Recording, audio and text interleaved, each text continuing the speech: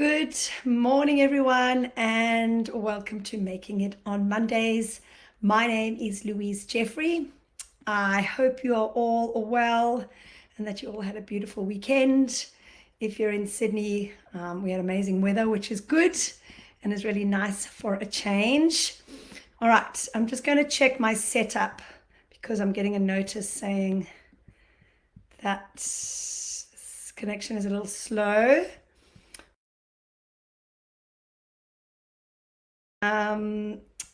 Looks like it's good. I hope that it is. Let me know if not. And if you're online, love to know that you're here. And, if you've got any questions along the way today, please let me know. So, as I said, my name is Louise Jeffrey. I'm an acupuncturist, a practitioner of Chinese medicine, and I'm a mindset coach. And hi Sarah, and I'm your Making It on Mondays host along with Amy, the lovely Amy Forth. So today we're going to talk about meditation and fertility, and we're going to talk about whether meditation is actually worth it.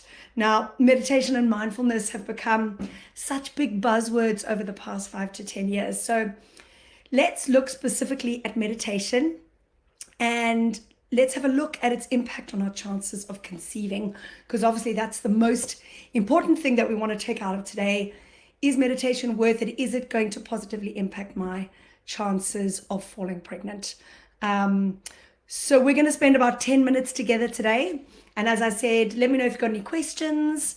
I'd also love for you to let me know in the comments box if there's anything that I shared today that resonates with you, or if there's anything that you'd like to add from your own experience with meditation or anything else. All right, beautiful. So the question here today is, can meditation positively impact my fertility? Well, the simple answer to this is yes. And how do we know this?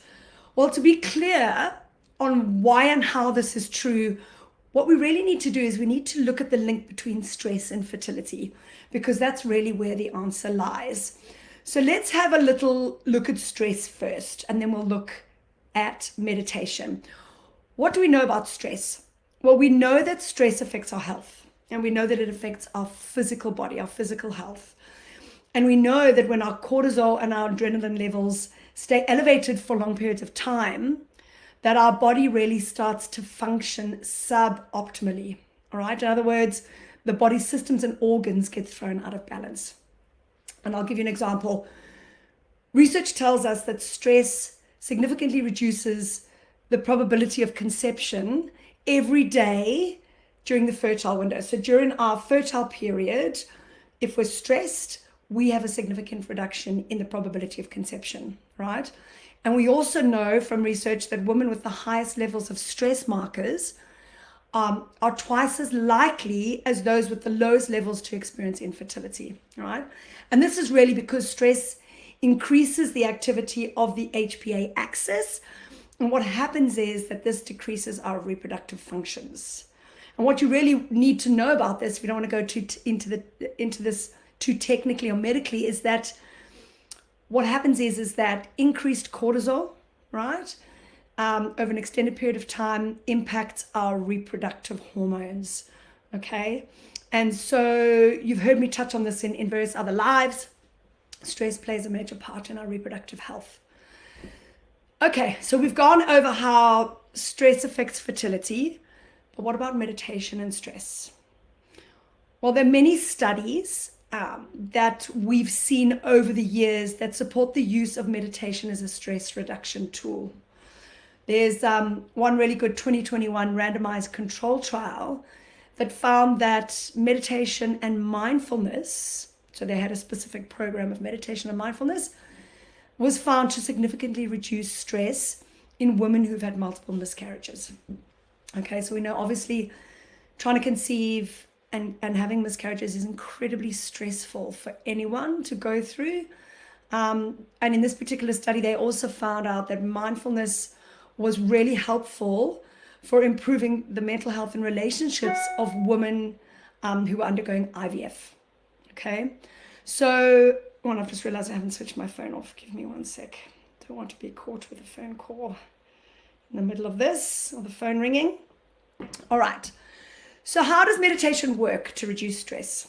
Well, we know that, and we know this from research, that meditation counters some of the negative effects of stress, right? And how it does this is that it helps to balance the hormones of the endocrine system, as I said, right? The endocrine system is your hormones, and we're specifically talking about reproductive hormones, but I'm just going to talk about the overall endocrine system first. We know that meditation counters some of the negative effects of stress in 3 ways. First one is, we know that meditation can reduce cortisol levels. Now, as mentioned previously, as what I said earlier, meditation has shown some really good results in reducing cortisol. But not only that, in one other study, they actually found that meditation was a significant contributor in the restoration of ovulation. And this was in around 75% of women who were experiencing functional hypothalamic amenorrhea, which in layman's terms is just a loss of periods, right? And ovulation, so somebody who's not ovulating.